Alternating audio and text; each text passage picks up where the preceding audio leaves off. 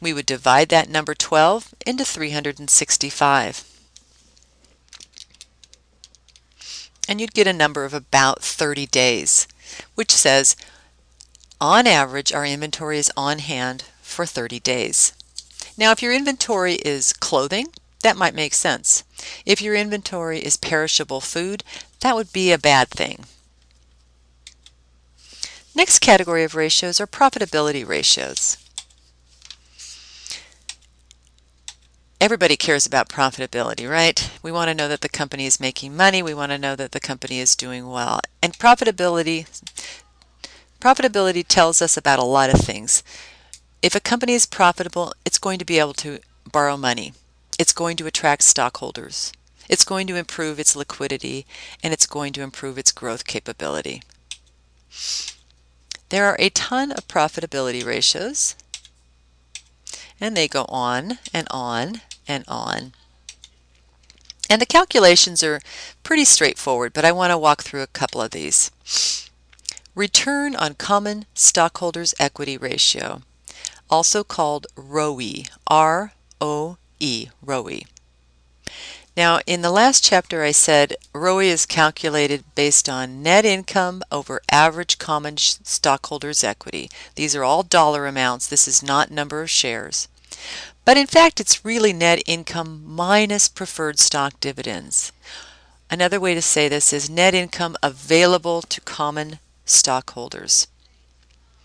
Average common stockholders' equity. Net income is found on the income statement. Stockholders' equity is on the balance sheet. You'd take this year plus last year divided by 2 to create that average. Return on assets. Net income, again, you see net income in a lot of ratios.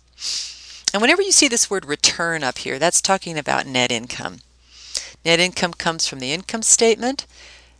Assets are on the balance sheet. You take the current year plus the previous year and divide by 2 to get the average total assets.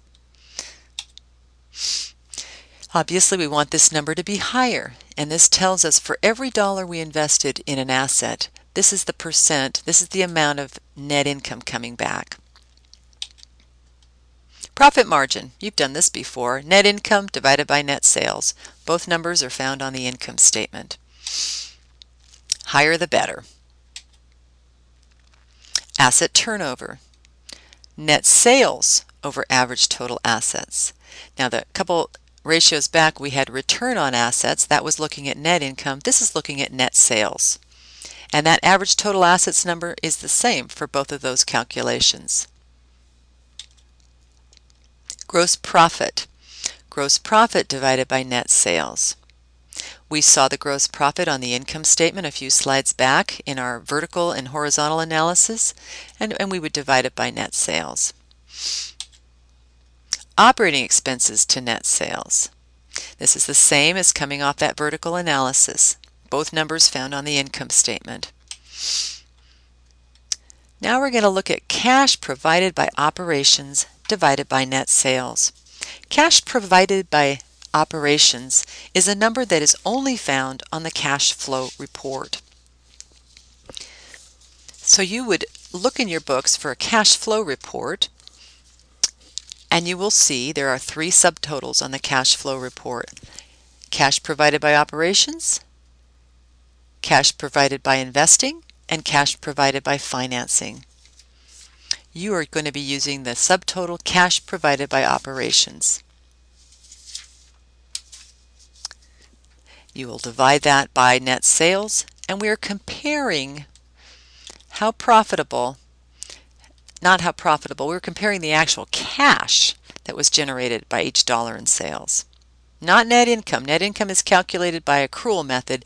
Cash flow is calculated using the cash method. Earnings per share is a very popular number on Wall Street. It's a number that everyone looks at, and it tends to affect the stock price. Improvements cause the stock price to go up.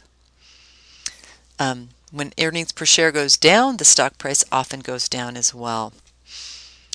So again, it's income available to common stockholders, and this time This would be your net income minus your preferred dividends, and this time instead of dividing it by the dollars of stockholders' equity, we're dividing it by the average number of outstanding shares. We want to know earnings per share, and often earnings per share are numbered like $2 or $3 per share.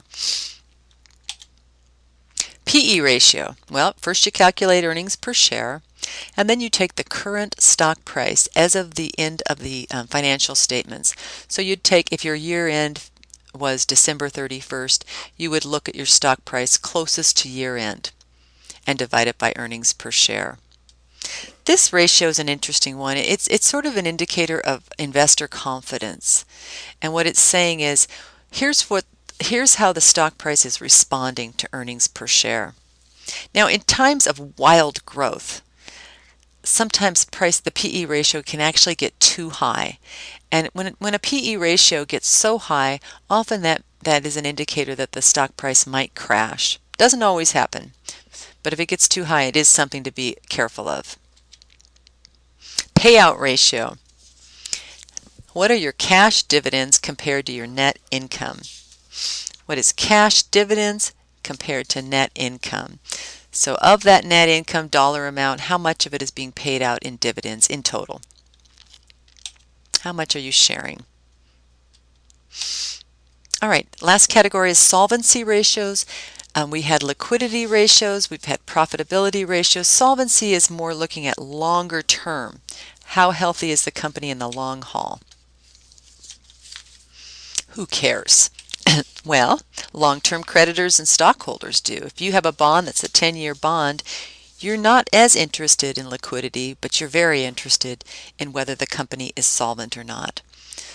So we're going to look at two ratios here, debt to total assets and times interest earned. Debt to total assets, the title tells you how to calculate the ratio. Total debt, total liabilities, divided by total assets. Times interest earned is a calculation income before interest expense and income tax divided by interest expense. So what it's saying is if you have a certain amount of interest expense every year, how many years does it take to pay that off? So what is your income divided by your interest expense? How many times more does your income have to be? So if you have 2 or 3 or 4 as your answer, what you're saying is the company has enough to pay 2 years of interest. And that's a good thing. If that number were less, you would know it would take more time to pay off the interest and you'd go into more debt. Now, income before interest expense and income tax. The easiest way to calculate this is to take net income, add back the interest expense that was deducted, and add back the income tax that was deducted. Sometimes there will be a subtotal on your income statement. You can just lift it. It's often called operating income, but not always.